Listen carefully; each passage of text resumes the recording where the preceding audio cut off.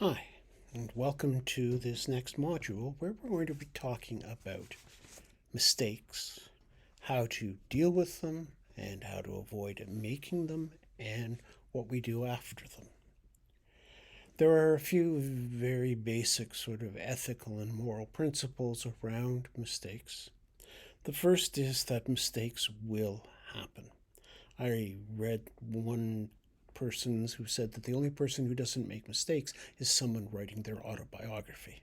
It may be true. But we're going to make mistakes. You might hear someone say, well, that the only people who don't make mistakes are those who don't do anything. But in fact, doing nothing in many cases can be a mistake because doing nothing effectively reinforces the status quo, and that may not be what we want to do. Neutrality, as the world defines it, is usually not a realistic option. If we act, if we don't act, we sustain what is there. If we act, we may change it. So, mistakes are inevitable. Second thing is we need to accept our mistakes. We are going to make them. Just accept the reality that if you're going to live in this world, you're going to make mistakes. That goes with being human. Then we need to accept responsibility for them. Yes, there may have been circumstances. Yes, we may have been goaded or pushed into acting or speaking or doing something. But in the end, we did it. We need to take responsibility for whatever decision led to whatever it is that we are in the process of apologizing for. I'm trying to amend. Excuse me. Then, too, it's really important to release them emotionally.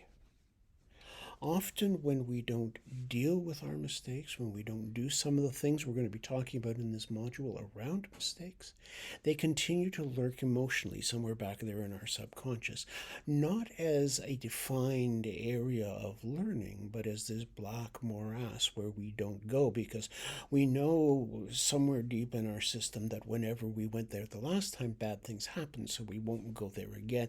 And it continues to exercise emotional pull over us. It's sort of dwelling in our psyche without doing any good at all. So we need to let go of them emotionally, and that may take a process. It may take a process of reflection or prayer. It may take therapy, but letting go of the emotional burden of those mistakes is really important. Learn from mistakes. Learn from each mistake. We often want to move on, get past, forget, don't talk about, don't think about the mistakes because they make us uncomfortable.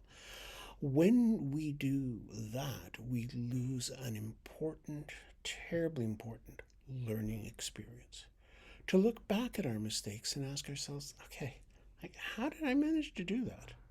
What was wrong? What happened that led to that result? Did I not think it through? Did I not take the appropriate steps? What would have been more effective? What can I do the next time I'm in that sort of situation? It really helps to learn to laugh at them. If we can laugh at ourselves, not take ourselves with too much seriousness, knowing that God does take us seriously. If we can laugh at ourselves and avoid all of the things around pride and pretension, then we're a step closer to being healthy. Now, I want to also put that up against the fact that some of us have a lot of ego work to do to appreciate the fact that we are worthy. Laughing at ourselves is not a way of saying that we are not worthy, we don't deserve the best, and we don't deserve care. Laughing at ourselves is not taking ourselves too seriously. It's not the same as devaluing ourselves. And finally, in this introduction, we can also say that we can use our mistakes to help us better understand the mistakes of others. We're human, they're human.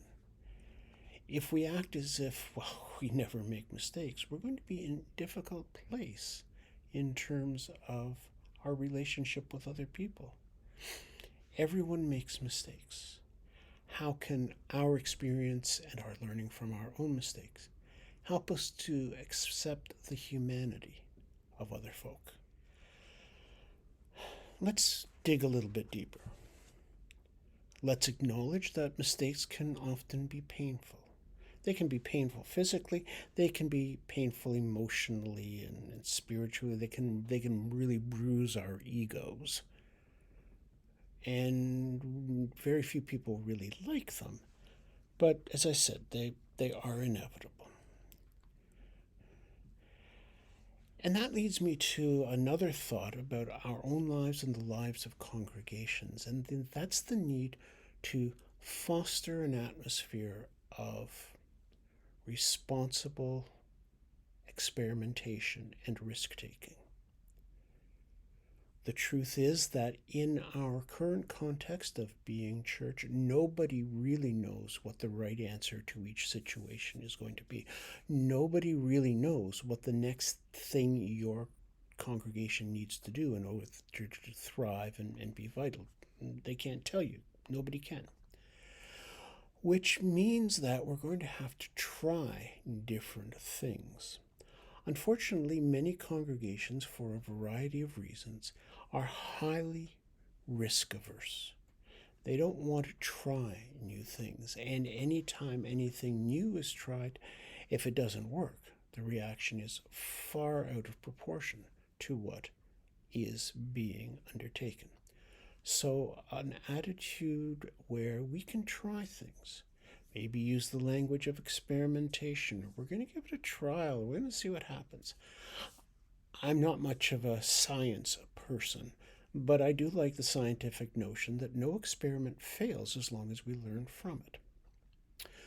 So, fostering an attitude of risk taking, of trial, of seeing what happens. Part of that, of course, is knowing how we're going to evaluate the results. Too often in churches and not for profits, we don't know what it is that we're trying to achieve in terms of the end result. And so we don't know whether we've gotten there or not. We don't know whether our results are what we could expect. Let me give you an example. If you are a car manufacturer, your goal is to sell cars and to make a profit. In order to determine what the price of the car is going to be, so that partially determines how many you're going to sell, you can then figure out, well, okay, what does it cost to maintain the showroom? What does it cost to manufacture and ship the cars? What does it cost to buy the materials to manufacture and ship the cars, and so on? So that you, if you are making a profit at the end of the year or whenever, you know that you have succeeded because that's your goal. With church activities, we launch into them because they seem good and necessary and appropriate and faithful and all of those things. But we never know, or we rarely seem to know, whether or not we have succeeded. For example, you undertake an outreach ministry around homelessness. What's your goal? House 5 families? House 10 families? Build up a coalition of how many organizations? Wipe out homelessness in your community. You see what I mean? How are you going to know whether or not you've succeeded unless you say in advance, by a certain point, we will have achieved X. And if you haven't achieved X, that's not the end of the world, but you can then start to ask yourselves the question, what happened along the way? And it could be anything from the goal being unrealistic to the method to the whatever. Unless you have a particular goal, and it's a very clear goal, the only thing churches and not-for-profits can do is invest more energy, because we never reach the goal because we've never declared it. So back to the whole business of dealing with mistakes. You need to know what you're aiming for in your experiment. Take another example. Think of the Christmas Eve service. I know you may not want to think about the Christmas Eve service, but work with me here. Let's assume you have a Christmas Eve service. How are you going to determine whether or not it's successful? Well, the standard ways of doing with that is how people feel about it. But that's not very reliable. You could say, well, it's great that we had a Christmas Eve service because we didn't after COVID, and this is the first one we've had, and it's great we even had a service. That's one measurement. The choir and music director may say, we tried and we worked on that really hard anthem and it came off really, really well. The service was a success. The finance people may say, oh, I don't know, we didn't take in as much in terms of offering as we have other Christmases. Wasn't a success. The children and youth people might say, well, we had a goodly number, not as many as we had in years before, but we had everybody had a place and a part, and they seemed to be having a genuinely good time. It was a success. The community, the outreach folk may say, well, we didn't get as many new families. We were hoping for 10 new families. We only had 8, so it was a partial success. Do you see what I mean? If you don't know what you're trying to achieve, how are you going to know when you've achieved it? And so that goes back to experiments not being a mistake, but a way of learning. I want to say another thing about learning and mistakes. In this day and age, it's not uncommon that we don't quite know where we need to go as a church or as individuals. We may have a destination, a picture of what it's going to look like when we are finally what we believe the Holy wants us to be. Or we may not have any particular goal. We just know we got to get moving. We got to do something to get unstuck. Both are quite legitimate. And both can be helped by something called wayfinding. Wayfinding is a geographic traveling term, which basically means that you take a step and then you look around and you figure out, okay, what do I need to do next? What's my next step? Maybe I need to back up a bit. Maybe I need to go left or right, or maybe you take a step and then you figure out what the next step is that's going to get you somewhere. There's an old story about a boy and his mother living on a farm, and late at night, after dark, the mother asks the boy to go and close the barn door and gives him a flashlight. And he comes back in a few moments and says, the flashlight won't reach as far as the barn door. I can't see to get there. And she said, go as far as the light will take you, and then take the next step. Here's another example. Imagine that you're going someplace in your community and you know the address of the street. And so you come up to the street, you're driving up this way, and you come to a T intersection, and this is the street you're looking for. But you don't know which way the street numbers. And you don't see any building numbers from where you're there. What are you going to do? Well, you could sit there and wait for a miracle to occur. Or you could go left or right. There's really nothing to choose from there. You don't make a huge commitment to either left or right. You just go far enough to figure out what the numbers are and whether they're numbering in the direction you want to go or not. If they are, then you can continue. If they aren't, then you turn around and you go the other direction. That's wayfinding. And that avoids putting all of our resources into a grand gesture which is beyond our capacity to plan and prepare for. And so that's a way of avoiding a certain set of certain set of mistakes. Other ways of avoiding mistakes. are in the planning process, doing our research, asking our questions, figuring out what needs to be known. Even knowing what we don't know is really important. Try and avoid confirmation bias. Confirmation bias is when we only see, or we primarily see, those things that conform to our way of looking at the world already.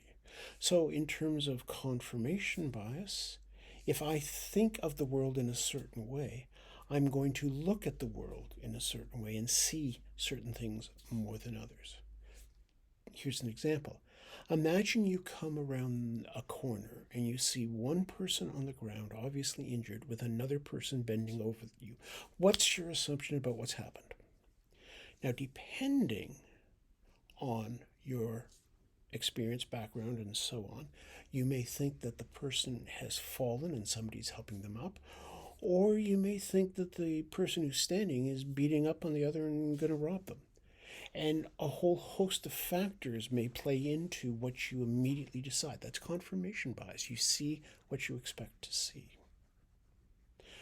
So you need to be careful that you are not only seeing information that you want to see or that leads to a conclusion that you want to make. Another thing that's really important in avoiding mistakes is to know our triggers. What are the things in our emotional and psychological and spiritual and physical history that still have an impact on us? We're all going to have triggers. There's no question about that. It's part of being human. But knowing when your triggers are being pulled helps to avoid mistakes that are based on an emotional response to partially understood data.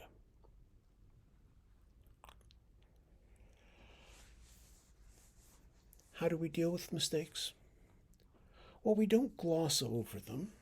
I mean, obviously, I'm talking about mistakes, significant mistakes, and they don't just have to involve others, they can involve us as well. We don't gloss over them, we own them, we own them. We also have to be honest about how significant they are. And the significance of a mistake may not have anything to do with the level of embarrassment we feel. You may have made a mistake that is terribly embarrassing, but in the long run affects very few or no other people. Or you may have made a mistake that is very significant to other people. So, honestly speaking, how significant is this mistake? And to whom is it significant? What happened and why? How did you get to that place? You can't learn from mistakes if we run away from them, put them behind us as quickly as we can, which is an honest response to mistakes that many of us have. The next question is how to make amends for a mistake. How do we try and make right what has been messed up? The first thing is apologizing sincerely. Apologizing for what we have done and its impact on other people. There are intended consequences and there are unintended consequences of our actions. Much of the time we can figure out what the intended consequences were, but the unintended consequences may surprise us and they may require an apology. Even if we are not sorry for what we did, we think what we did was the right thing. We did not think through fully the impact it might have had, that unintended consequence. And so we need to be really quite clear about that.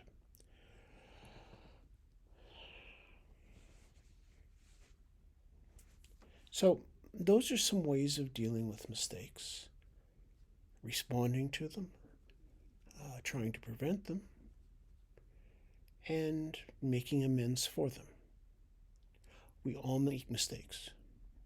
It's part of the joy of being human. It's what we do with them that mark out mature, professional, and Christian leaders. Blessings on your work and on you as a gift to God's people.